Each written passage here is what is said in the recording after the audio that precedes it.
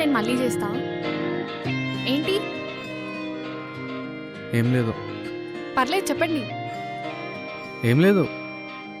మీరేం టెన్షన్ పడకండి. ఫోన్లో బాయ్ ఫ్రెండ్తో ఏం కాదు, మా నాన్నతో మాట్లాడుతున్నా. అయినా నాకు బాయ్ ఫ్రెండ్స్ ఎవరు లేరు.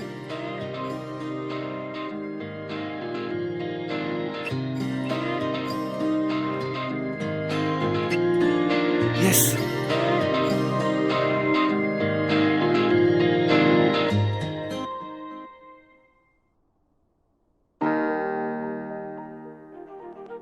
అరే ఇందు ఏదో నీతో మాట్లాడాలంటరా.